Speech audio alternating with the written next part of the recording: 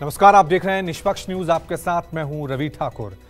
विपक्ष के कुछ नेताओं के आईफोन पर एप्पल कंपनी की तरफ से भेजे गए अलर्ट पर देश की सियासत गर्मा गई है। विपक्ष के नेता सरकार पर फोन टैपिंग और जासूसी के आरोप लगा रहे हैं। कांग्रेस सांसद राहुल गांधी ने प्रेस कॉन्फ्रेंस करके मोदी सरकार पे तीखा हमला बोला। राहुल गांधी ने कहा कि हम डरेंगे नहीं, आप जितनी चाहे टैपिंग करा लो, अगर आपको मेरा फोन चाहिए तो मैं खुद आपको दे दूंगा। हालांकि सरकार ने इस मामले की तह तक जाने का भरोसा दिया है, लेकिन साथ ही ये तंज भी कसा है कि कुछ लोगों को केवल आलोचना की आदत है। बहुत सालों पहले हिंदुस्तान में एक राजा हुआ करता था।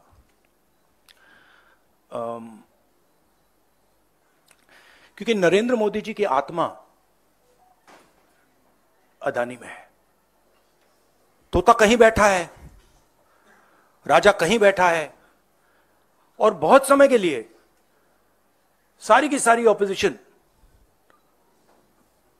राजे पे अटैक कर रही थी। मगर असलियत यह है कि राजा राजा ही नहीं है, पावर किसी और के हाथ में है। Number 1 Adani, number 2 prime minister, number 3 Amit Shah. अब हिंदुस्तान की पॉलिटिक्स हमें समझ आ गई है, और अदानी जी बच के नहीं निकल सकते। कौन राजा था और कौन था उसकी आत्मा में बसने वाला तोता? लोग जब तक राहुल की जुबानी कही गई कहानी को समझते, तब तक मीडिया के सामने ही राहुल गांधी ने कागज का पुलिंदा लहरा दिया। सरकार पर यह इल्जाम लगा दिया कि उनकी पार्टी के नेताओं और कार्यकर्ताओं के फोन की जासूसी हो रही है।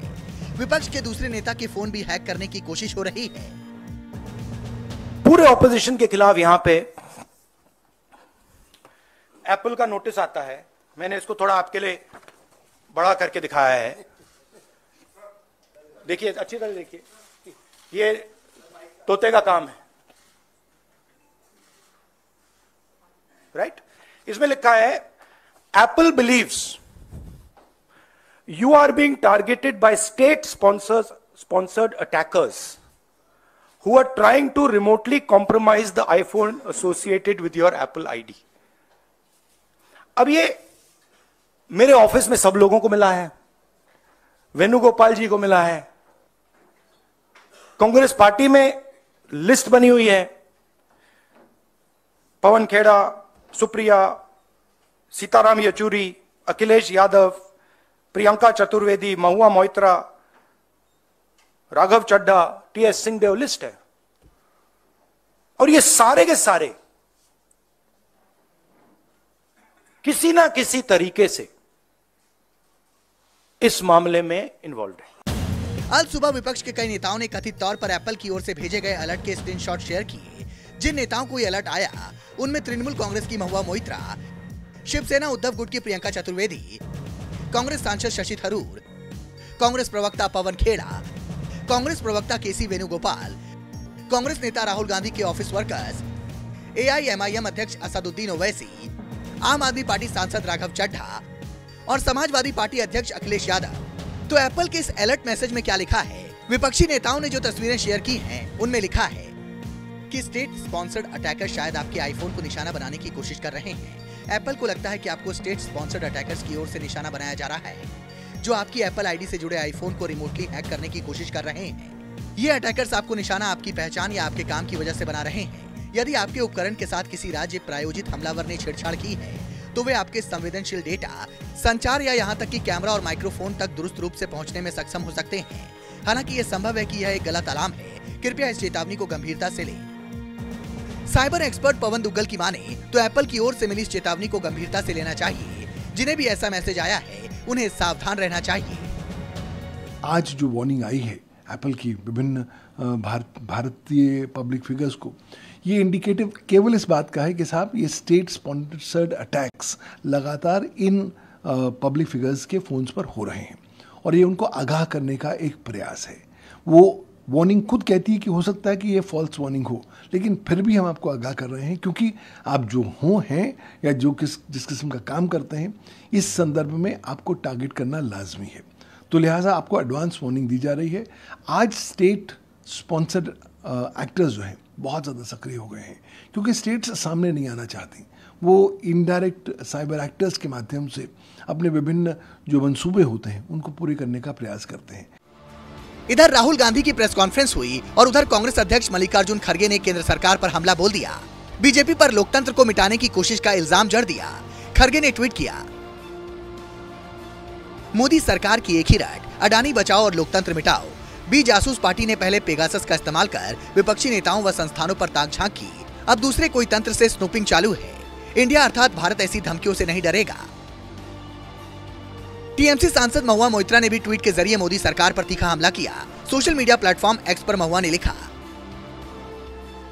एप्पल से टेक्स्ट और ईमेल मिला है जिसमें यह चेतावनी दी गई है कि सरकार मेरा फोन और ईमेल हैक करने की कोशिश कर रही है। तुम्हारा डर देखकर मुझे दया आती है। राहुल की प्रेस कॉन्फ्रेंस के बाद इस मुद्दे पर मचे बवाल के बीच अब अमेरिका की बहुराष्ट्रीय कंपनी एप्पल ने भी अपनी सफाई दी। एप्पल ने बयान जारी करके कहा कि हम खतरे की सूचनाओं के लिए किसी खास स्टेट स्पॉन्सर अटैकर्स को जिम्मेदार नहीं ठहराते हैं। इस तरह के अटैकर्स अच्छी तरह से वित्त पोषित और आधुनिक तकनीक से लैस हैं। ऐसे हमलों का पता लगाना खतरे के खुफिया संकेतों पर निर्भर करता है जो अक्सर अपूर्ण होते हैं। कथित तौर पर एप्पल का अलर्ट मैसेज पाने वाले अखिलेश यादव और प्रियंका चतुर्वेदी ने भी मोदी सरकार पर विपक्ष की जासूसी का इल्जाम लगाया। हालांकि सरकार ने विपक्षी नेताओं के आरोपों को खारिज किया, ये भी भरोसा दिया कि सरकार इन शिकायतों की जांच कर रही है। अभी कुछ ऑनरेबल एमपीज और कुछ कई अन्य सिटीजन्स ने जो मुद्दा उठाया है कि उनके पास एप्पल से एक अलर्ट आया है, उसके बारे में मैं आपको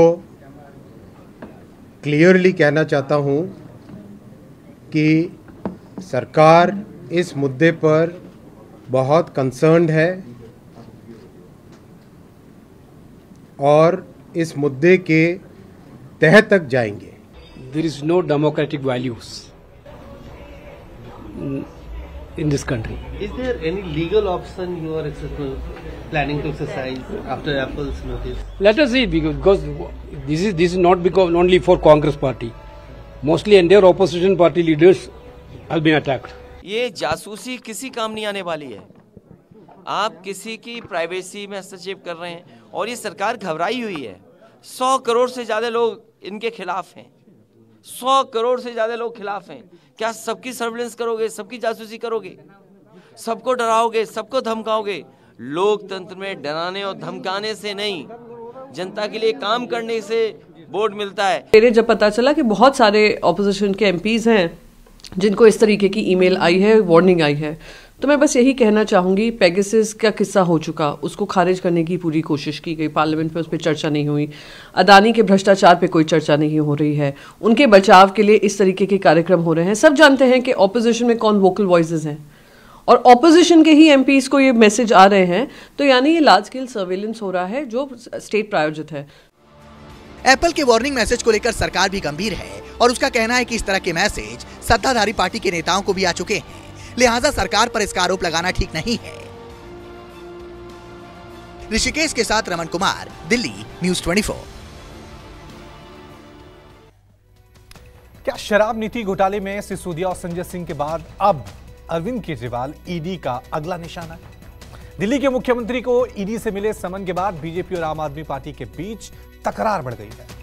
आम आदमी पार्टी का आरोप है कि बीजेपी और पीएम मोदी आम आदमी पार्टी को खत्म करना चाहते हैं, लेकिन बीजेपी पूछ रही है कि क्या शराब घोटाला करने की सलाह केजरीवाल को केंद्र सरकार ने ही दी थी? अरविंद केजरीवाल जी को ईडी ने समन किया है।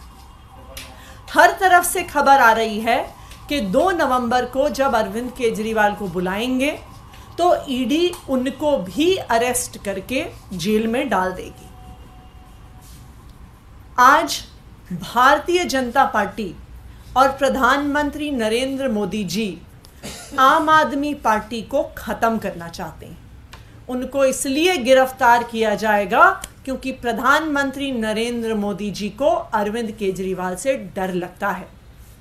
उन्हें पता है कि अगर इस देश में कोई एक नेता है जो खुल के भारतीय जनता पार्टी के खिलाफ बोलता है, जो भारतीय जनता पार्टी के खिलाफ लड़ता है, उस नेता का नाम है अरविंद केजरीवाल। दिल्ली के मुख्यमंत्री अरविंद केजरीवाल को ईडी का समन मिलते ही आम आदमी पार्टी आग बबूला हो उठी। पार्टी के तमाम नेता बीजेपी और केंद्र सरकार को पानी पी पी कर कोसने लगे। इल्जाम ये कि साजिश सिर्फ आम आदमी पार्टी को खत्म करने तक ही सीमित नहीं, बल्कि ये तमाम विपक्षी दलों को निपटाने की योजना का हिस्सा है। लेकिन बीजेपी ने सवाल दागा कि क्या कमीशन खाने वाली शराब नीति बनाने की सलाह केंद्र सरकार ने ही दी थी। सीबीआई और ईडी को मिसयूज करने का किस्सा अरविंद केजरीवाल पे नहीं खत्म होगा। अरविंद केजरीवाल को जेल में डालने के बाद विपक्ष के जो एक एक नेता हैं, इंडिया अलायंस के जो एक एक नेता हैं, उनको भी जेल में डाला जाएगा। अरविंद केजरीवाल के अरेस्ट के बाद अगला नंबर हेमंत सोरेन का आएगा, जिनको भारतीय जनता पार्टी झारखंड में नहीं हरा पाती। हेमंत सोरेन के अरेस्ट के बाद अगला नंबर तेजस्वी यादव का आएगा, क्योंकि भारतीय जनता पार्टी आरजेडी और नीतीश कुमार की अलायंस को बिहार में नहीं हरा पाती। उसके बाद अगला नंबर पिनराई विजयन का आएगा, क्योंकि भारतीय जनता पार्टी केरला में सीपीएम को नहीं हरा पाती। उसके बाद अगला नंबर स्टालिन का आएगा, क्योंकि भारतीय जनता पार्टी तमिलनाडु में डीएमके को नहीं हरा पाती। एक के बाद एक भारतीय जनता पार्टी अपनी सीबीआई और ईडी का प्रयोग करके अपने विपक्ष के सारे नेताओं को जेल में डालने की कोशिश कर रही है। आम आदमी का आरोप है कि सरकार उनको खत्म कर रही है। आम आदमी पार्टी खुद को अपने आप को खत्म कर रही है। हमें ये बताइए, हम ही ने कहा था ना कि एक्साइज पॉलिसी ऐसी बनाओ जिसमें कमीशन खाओ। सरकार ने कहा था कि पूरे दिल्ली में शराब का ठेका एक मोनोपोली कर दो। क्या भाजपा ने कहा था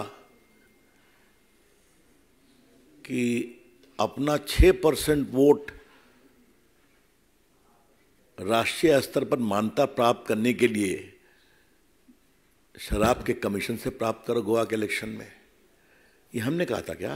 अब केंद्र सरकार की ईडी ने दिल्ली के मुख्यमंत्री श्री अरविंद केजरीवाल जी को समन भेजा है 2 तारीख का। इससे बात साफ हो जाती है कि केंद्र सरकार का एक ही मकसद है, किसी तरीके से आम आदमी पार्टी को खत्म कर देना, और इसके लिए वो कोई कसर नहीं छोड़ रहे। किसी तरीके से कैसे भी फर्जी केस बना के मुख्यमंत्री अरविंद केजरीवाल जी को जेल में बंद किया जाए और आम आदमी पार्टी को खत्म किया जाए। जो ईमानदारी के सर्टिफिकेट देते थे, उनका कैसे एक के बाद दूसरा मंत्री जेल गया और जेल के बाद बेल भी नहीं हुई, और साल भर से ये कभी सत्येंद्र जैन जी को, कभी मनीष सिसोदिया जी को, कभी संजय सिंह जी को, इन सबको ईमानदारी के सर्टिफिकेट माननीय मुख्यमंत्री अरविंद केजरीवाल जी बांट रहे थे। आज हालत ये है कि ये पता नहीं कि इनके मंत्री जेल में ज्यादा हैं कि बाहर हैं। तो इसलिए मैं कहना चाहता हूं, जिसका मुखिया ही ऐसा हो जो ईमानदारी के सर्टिफिकेट बांटता हो, तो पता है कि आशीर्वाद किसका था, किसके कहने पे भ्रष्टाचार हो रहा था और पूरा षड्यंत्र कहां से रचा जा रहा था। दिल्ली शराब नीति घोटाले में ईडी मुख्यमंत्री अरविंद केजरीवाल से पूछताछ की तैयारी कर रही है। ईडी ने मनी लॉन्ड्रिंग मामले में पूछताछ के लिए केजरीवाल को 2 नवंबर को तलब किया है, जिसको लेकर पार्टी की पूरी पलटन मीडिया के सामने केंद्र सरकार पर हमलावर है। आम आदमी पार्टी ने संसद में मीनाक्षी लेखी की कथित धमकी का हवाला दिया, इस इल्जाम के साथ कि सीबीआई और ईडी जो भी करती है या करने वाली होती है, वो सारी बातें बीजेपी के नेताओं को पता होती है। दूसरे विपक्षी दल भी केजरीवाल को ईडी के समन से बौखलाए हैं, लेकिन बीजेपी कह रही है कि पार्टी के मुखिया और सीएम की सहमति के बिना इतना बड़ा घोटाला नामुमकिन है। मीनाक्षी लेखी जी ने सदन में पार्लियामेंट के पटल पर यह धमकी विपक्ष के नेताओं को दी। जब दिल्ली सर्विसेज बिल पर बहस हो रही थी और विपक्ष के किसी नेता ने कोई सवाल उठाया, तो उन्होंने तो संसद के पटल पर बोल दिया कि अब ईडी के अरेस्ट का, जेल जाने का अगला नंबर आपका है। तो ये साफ हो जाता है कि भारतीय जनता पार्टी ईडी और सीबीआई को चला रही है, अपने विपक्ष के नेताओं को खत्म करने के लिए चला रही है। वरना उनके नेता खड़े होकर कैसे कह रहे हैं? उनको कैसे पता ईडी क्या इन्वेस्टिगेशन कर रही है, सीबीआई क्या इन्वेस्टिगेशन कर रही है? कि अरविंद केजरीवाल और उनकी पार्टी, मनीष सिसोदिया, संजय सिंह सभी बार बार कहते थे कि पूरा ये मामला बिल्कुल फर्जी है। कहा था ना, फरवरी से मनीष सिसोदिया जी जेल में है। उनका बेल रिजेक्ट किया लोअर कोर्ट ने, बेल रिजेक्ट किया हाई कोर्ट ने, अब सुप्रीम कोर्ट ने रिजेक्ट किया। और बाकी सदन जैन वगैरह की बात तो हमारे दिल्ली के मित्र लोग करते रहते हैं आपसे, कितने उनके नेता जेल में हैं ये आप सभी जानते हैं।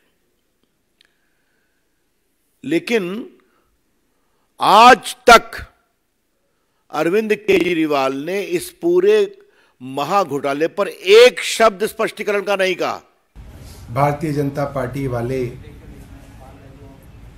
खुद ही चीख चीख के बता रहे हैं कि अब वो लोग आम आदमी पार्टी के राष्ट्रीय अध्यक्ष और दिल्ली के लोकप्रिय मुख्यमंत्री अरविंद केजरीवाल जी को गिरफ्तार करेंगे। जब से आम आदमी पार्टी बनी है, भारतीय जनता पार्टी आम आदमी पार्टी से परेशान है। भारत के इतिहास में आम आदमी पार्टी एक ऐसी पार्टी है जिस पे सबसे ज़्यादा हमले केंद्र सरकार ने किए। करीब 170 मुकदमे आम आदमी पार्टी के नेताओं के ऊपर, अलग अलग नेताओं के ऊपर दर्ज हुए। वहीं दिल्ली के विजय चौक यानी कर्तव्य पथ पर मेरी माटी मेरा देश अभियान के समापन कार्यक्रम को संबोधित करते हुए पीएम मोदी ने कहा कि जो माटी का कर्ज चुका दे वही जिंदगानी है। पीएम मोदी ने कहा जो अमृत कलश यहां आए हैं इनके भीतर मिट्टी का हर कण अनमोल है। उन्होंने कहा कि सौगंध मुझे इस मिट्टी की कि हम भारत को भव्य बनाएंगे। पीएम मोदी ने 2047 तक विकसित भारत बनाने का संकल्प भी लिया। देश के हर घर आंगन से जो मिट्टी यहां पहुंची है वो हमें कर्तव्य भाव की याद दिलाती रहेगी। ये मिट्टी हमें विकसित भारत के अपने संकल्प की सिद्धि के लिए और अधिक परिश्रम के लिए प्रेरित करती रहेगी। संकल्प आज हम लेते हैं, जन जन को जाके जगाएंगे, जन जन को जाके जगाएंगे। सौगंध मुझे इस मिट्टी के, सौगंध मुझे इस मिट्टी की, हम भारत भव्य बनाएंगे। भारत की आजादी हमारे साझा संकल्पों की सिद्धि है। हमें मिलकर इसकी निरंतर रक्षा करनी है। हमें 2047 तक जब देश आजादी के 100 साल मनाएगा तब तक भारत को विकसित देश बनाना है। एक छोटा सा ब्रेक ले रहे हैं, हम फौरन हाजिर होंगे, देखते रहिए।